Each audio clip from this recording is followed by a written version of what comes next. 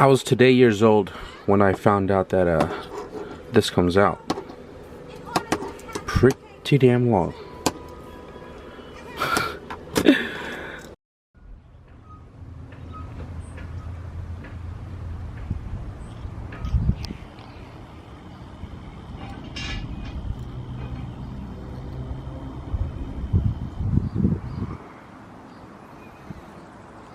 Alvin, you're eating grass.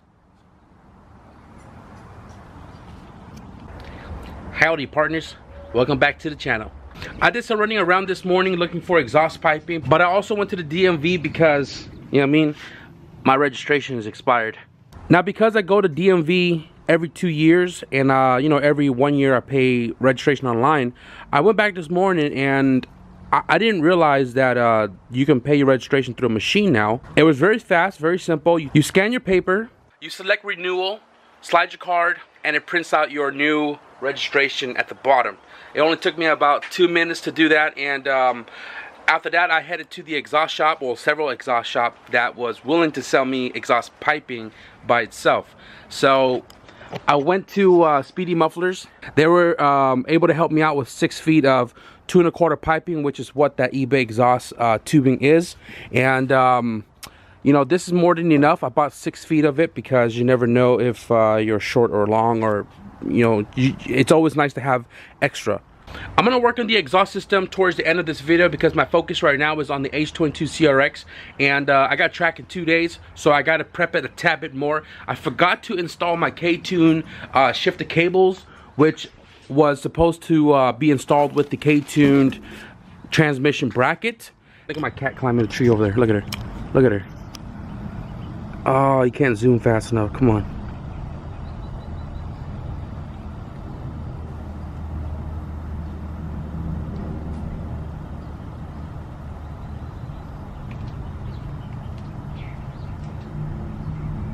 Lucy!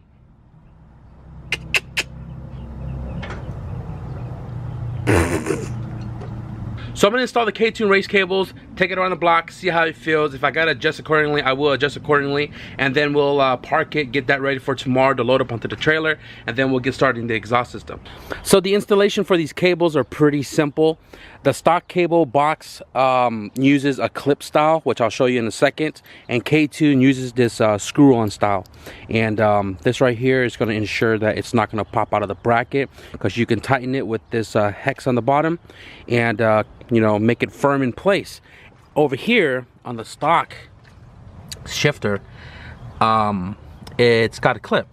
Now these clips, if they're, you know, flared out, they become really loose, and you don't want that happening in between shifts, because that can make all kinds of problem surface.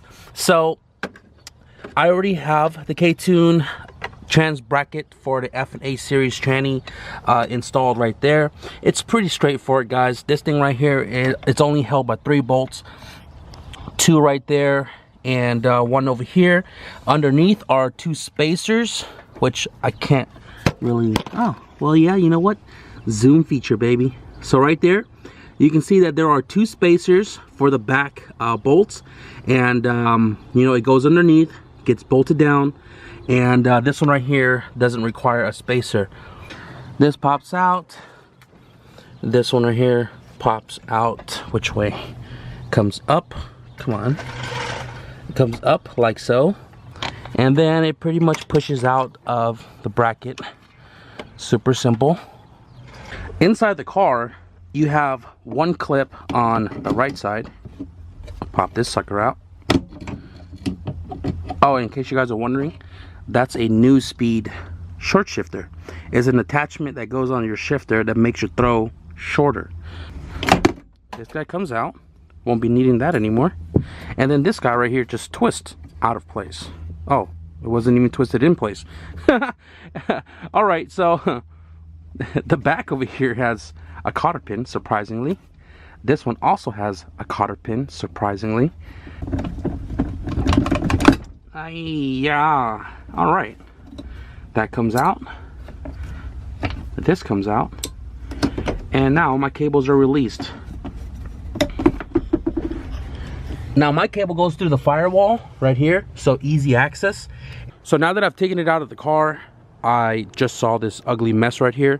This was in my wagon, used to sit on the exhaust system, and burnt that rubber off. But this, I had no idea this was like this. It was not like this when I had it installed the first time. So I'm gonna have to figure something out for Chewy, because I sold these cables with my shifter box to Chewy, and yeah, that's no bueno. This will still work, but I'm gonna try to fix that. Chewy's not drag racing or anything with the cars, so for right now I'm not worried about, you know, stretching cables or whatever. As long as it goes into gear, it'll work for the time being until we can find him some new cables. But let me show you here at the end what I did as far as modifying this end link goes to work with that KTUNED bracket. Now I didn't know the cables were specific with the bracket for the H tranny, and this was too short. So what I did was I cut the original link off, and then I welded this piece right here, which is from my H original cable, and made it longer. But what I'm going to do is I'm going to cut it off right here where I welded it, and I'm going to weld the original piece from the RSX link and put it back there, weld that back together, and you know, like I said, try to repair this or whatever. But that's the old cable. Now I'm going to go ahead and get these ran through the firewall, get them installed to the shifter box and the transmission, and we'll show you how it looks and how it feels. Or at least I'm going to know how it feels. You guys can pretend you know how it feels too.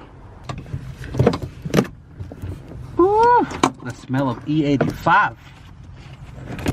Now, in case you guys get confused on which side belongs to the tranny side, KTUNED labeled it right there.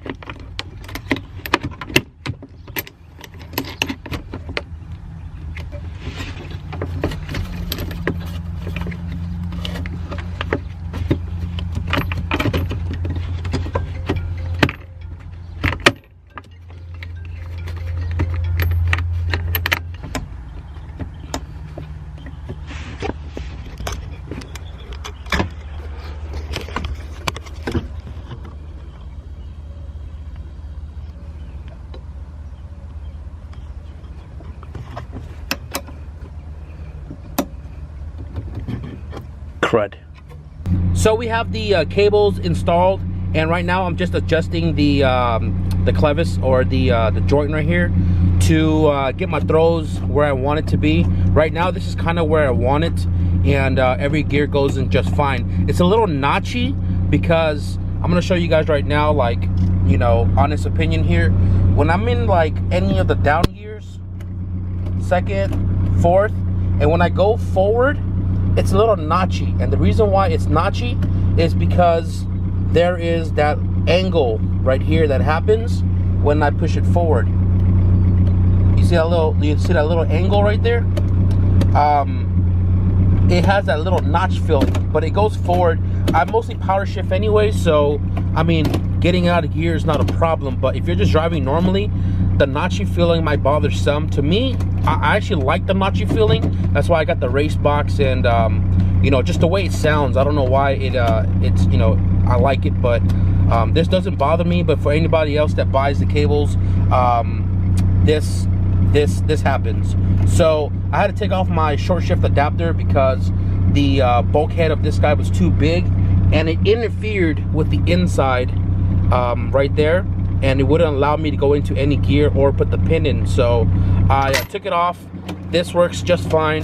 I'm about to go do some pulls because why not? So earlier I adjusted it, and it felt fine when I was sitting here, but when I was driving, it would grind into second, fourth, and reverse. And then I forgot that there was adjustment on the cable and under the hood, and I adjusted that a little bit, and now all my gears are solid. I don't know what it is, but I love this notchy feeling. Hopefully that's gonna serve me well at the track this weekend. And now let's start working on that car. So the exhaust over there is hanging a little lower because it's currently not held up by the jack stand. I mean the jack right there. And pretty much it's supposed to sit a little higher.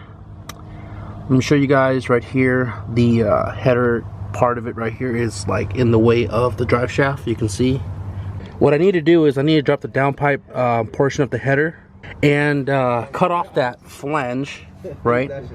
And then I need to clock it. I'm probably going to turn it like this, so that way this is underneath the drive shaft, and there's a lot more parts underneath the car that's lower than where this flange is going to be sitting. But what I'm going to do is I'm going to tape it up, and then I'm going to clock it accordingly, and then we can go and make our mid section right there. Alright guys, so I had to put the drive shaft in place to ensure that the flange position is going to be cleared of the drive shaft, and the flange fell off. So this is going to be clocked somewhat like this, right? And I'm going to tape it up. I'm not worried about this piece right here pointing down because the drive shaft and the VC, the rear box, the diff, it sits lower, so I'm not worried about this snagging. It's actually a lot taller than this part of the pipe, of the downpipe, and I think it'll be perfectly fine. So I'm gonna go ahead and mark this up, and then I'm gonna weld it. I mean tack it. I'm just gonna tack it, and then I'm gonna run my pipe all the way to the back and then tack that sucker into place as well too. So this is what I've got done so far. I cut off the flange right there on the header, clocked it to clear the drive shaft. The drive shaft is kind of propped into place. Obviously it's still too long, and it's currently not touching, and when the drive shaft goes up higher, when it's bolted in place, it should clear a ton more. But right now it's running alongside the whole drive shaft, and it's not touching anywhere in the viscous or the bracket. There's a lot of room in between that, and the pipe is just kind of shoved in there. So from that flange to that flange, it's 49 inches, and I cut the tubing to 49.5 because it can slide right into the flange and just give me extra material just in case I undercut or something. But right now what I got to do is, you can see right here it's kind of hanging a little too low, and what I'm going to do is I'm going to cut like a little V in this pipe, bend this piece upward so it can point into the flange up there. Now this can go down a little bit more. It has like a good 2-inch gap between the drive shaft and the top part of that bend up there, but I don't want to drop it too low. I want to give it a lot of space between the drive shaft and the exhaust, but I have a little leeway, so that's really not a big problem. I made it that way because of, you know, having to not knowing where the mid pipe is going to sit. I have a little free play over there to adjust up or down if I had to. So I'm going to cut this right in the middle. I'm going to bend it up, see where that leaves me. I might drop the rear a little bit. I have to go to the back to check to see if my muffler is lined out the back bumper, and if everything's all gravy, we'll weld everything.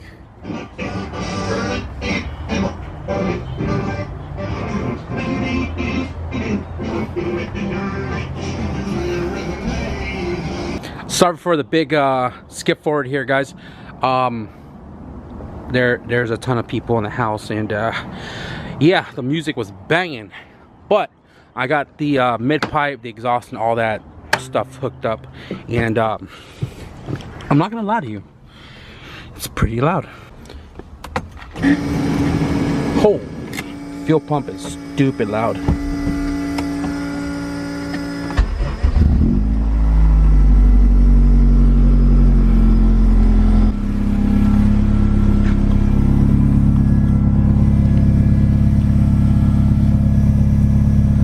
Fuel pump, super loud.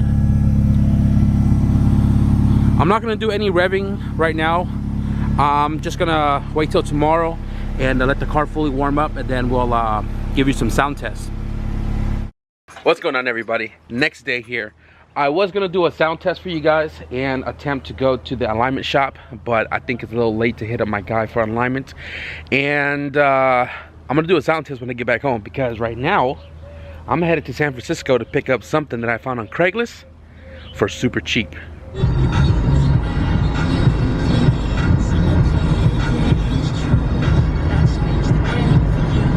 Alright guys, so I just made transaction, and this right here is what I picked up. These are ZC headlight, glass, brand spanking new. Now I did notice that it's not OEM, but needless to say, it looks incredible, made in Taiwan, and I paid 50 bucks. So this right here is, I mean, not this is what I picked up right here. These are like ZC single globe headlights, and these are made out of glass, so they don't fade like plastic. See how this one's all yellow? But this is aftermarket. It's made in Taiwan. It's near identical to my OEM set right here. These are from the EF5 wagon glass headlight as well. And I bought this in 2013, and I went J-front on that car, so I took it off and just kind of preserved it because, you know, this is a nice piece to have for whatever reason. I go back to a USD in front, I have headlights. If you guys remember, I had ZCs on here, and then I sold it to a buddy of mine that wrecked his white CRX, and then I went back to the J-front. This one, like I said, it's near identical. The only two difference that I see is to adjust the angle of the headlight. This one uses a screwdriver. This one does too, but they also added a 10 mil in the back, so it's easy to adjust with a 10 mil. And the bracket on the side is bolted on the OEM headlight with these two screws on the outside, and on the aftermarket one, these are screwed from the back. But hopefully these fit just as nice. They look great. They're a lot more clear than this one, and obviously a lot cleaner because it's brand new. But 50 bucks, I couldn't pass up on it. And now I have two sets. What I also noticed right now when I pop the trunk to kind of check the gas to see how much I have in it, it's still at about a quarter tank, and I noticed these little cracks on the fill portion of the tank. Check it out. Super random. This right here is completely cracked almost all the way. This is cracked all the way. This is cracked all the way. This was cracked all the way. Cracked. I don't know what the fuck is going on right here. I'm sure there's no pressure built up inside of it. I have the ventilation right here, which goes down through the frame, and I don't smell fuel inside the car anymore like I did before once I threw that hose on. But I don't know what's up with this right here. I don't know if I fill it to the top, is it gonna leak, slosh around and leak through? There is a gasket in between, but I don't know what happened to this and why it cracked.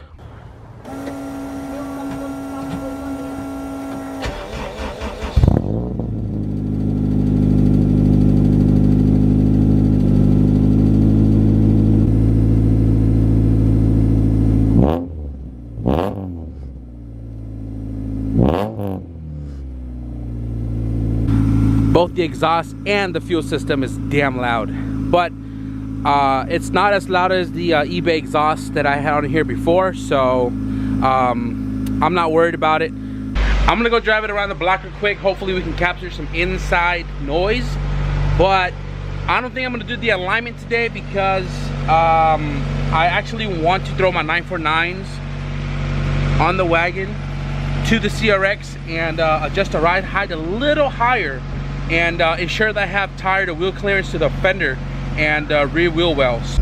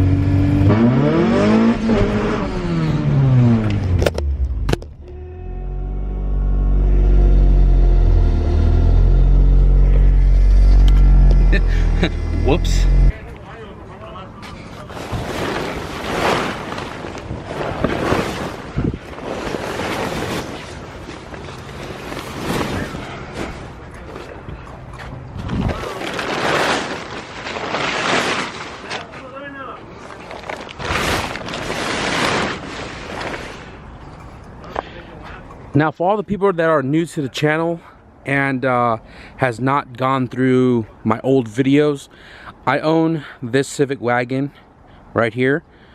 Pride and joy. I've had it since 2011. A lot has been done to it, and I'm not going to get into details on what this car has got going on, but I am going to be making a walk around video real soon to kind of give you more in-depth of this car and all that has been done to it. But a little snippet for y'all.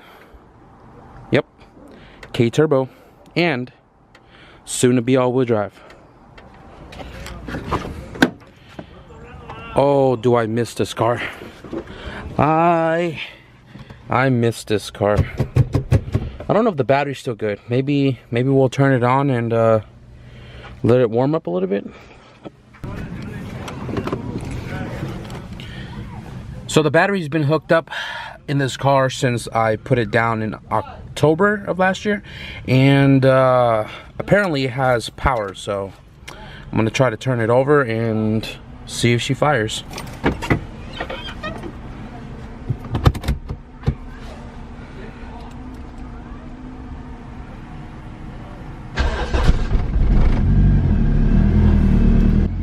So the reason why I stopped driving this car is because I have low compression in cylinder number 2, and it smokes a ton when I drive it. At first I thought it was just like a bad turbo or you know, blow by or whatever, but when I did a compression test, cylinder 2 was like 90 and the rest was like 215, and that is exactly what my last engine did. So I don't know if it's the tune or injectors or whatever it is. It's the same cylinder that messed up, and it's the reason why I stopped driving it. But if I sell that car, I'm gonna be buying me a JBRE short block and rebuilding this car for a lot more power. Houston, we have a problem.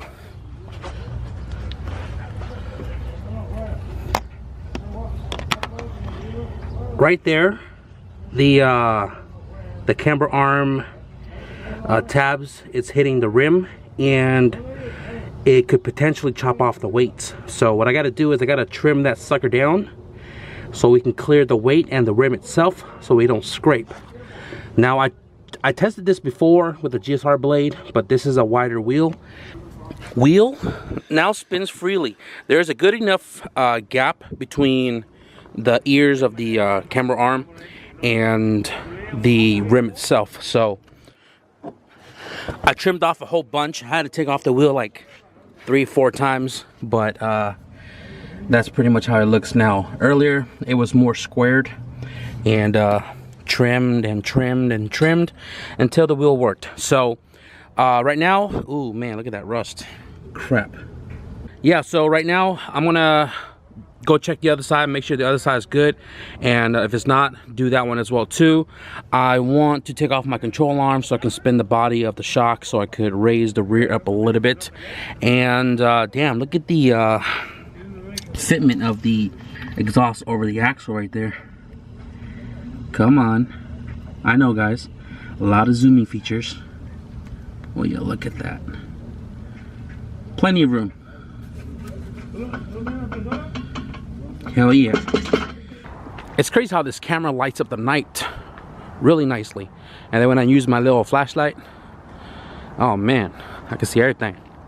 So I got back like 30 minutes ago, picked up the trailer, and I'm gonna be loading the CRX a little bit later.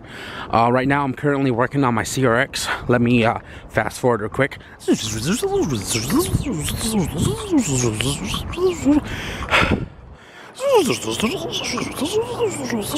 So I ran into a little dilemma with the brake system on this car. Re-bled that corner here, and there, full solid. And let me show you the issue that I ran into. So my issue from the beginning was when the e-brake handle would come up, the lever right here would move accordingly, and the other side did the same thing, and that wheel would lock. This one, it would still spin.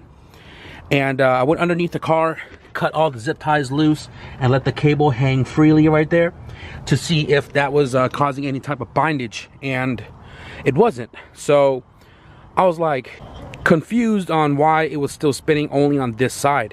And obviously I need my e-brake cables and my rear disc to work for, you know, preloading launches and stuff. So what I did was I removed the caliper from the bracket itself, and I had my cousin pull the e-brake, and the e-brake didn't even move the piston at all. And then I had him step on the brakes, and then the piston completely popped out. So what I did was I twisted the piston back in and then reinstalled it right here now that the piston has broken free. And now when I pull the e-brake handle, it works, right? The other side works already. But now the other issue I have is when the brake pedals are down, now this is not like full force as if your feet is the one that's doing it, but it still spins with friction. Like, I can still spin it. So we know that's working because the front is fully locked. And I don't know, I'm not sure if the proportioning valve has anything to do with it. This is a 90 SI. 9091 CRX SI comes with rear disc brakes. My car had disc brakes beforehand, so I didn't touch the prop or the booster, but I'm confused on why when the pedal is down, it still slightly moves.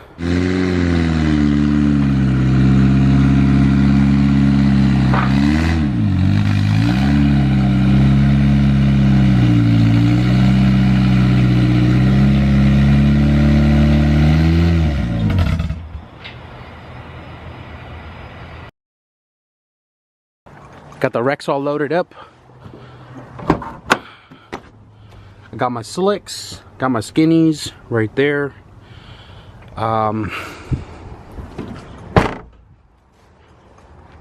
backed it up this time around so I can make it a straight shot out in the morning. Inside here, got all my jack stand, all my tools. I got a box of spare parts, my fire jacket, my helmet, slicks for Kerry if he doesn't run his radios, extra ECUs, spark plugs, electrical box just in case any type of electrical issues. We have stuff to solder and extend or fix or whatever. But got fluids, and that's pretty much it. Ready to rock and roll tomorrow. The CRX, I got it adjusted on the height. My brakes definitely works now. E-brakes on right now, and the car does not move. That's a plus. I'm still going to change out the pads in the back because it is past 50%. And I don't know about the ride height. I kind of like my car a little raked. It's dead even, but I don't know. I got a lot of adjustments in the rear left, so I might adjust the rear a little higher tomorrow when I get back from the track, because I'm going to be getting alignment done hopefully on Monday, so we can further make progress on, you know, doing the drive shaft and the turbo kit. I'm loving the progress on the CRX. The more and more I work on it day by day. But we are nearing the YouTube challenge and my leave date. Like I said, I'm going to be leaving a week or a couple days early to stop at different places. And I need to hustle up and get this car squared up so we could put a turbo kit on it and then get it tuned ASAP. Hopefully when the track is over with, I'm going to be focusing all my attention to the red CRX, the H22 CRX. It depends on what happens tomorrow at the track, and it's going to be the least of my worries. Put it up for sale, price it accordingly, and get rid of it. You guys should be seeing this on Monday, and that means it is the last giveaway for the key tags. And in this video, in the comment section below, be sure to hashtag 4BP Static Giveaway 5. This is the final giveaway. Good luck to everybody. If you guys enjoyed today's progress, be sure to hit the like button. And if you guys want to see more progress update on this car and the all-wheel drive for that car, don't forget to hit the subscribe button. Thank you guys for watching, and I'll see you guys in the next video. Peace.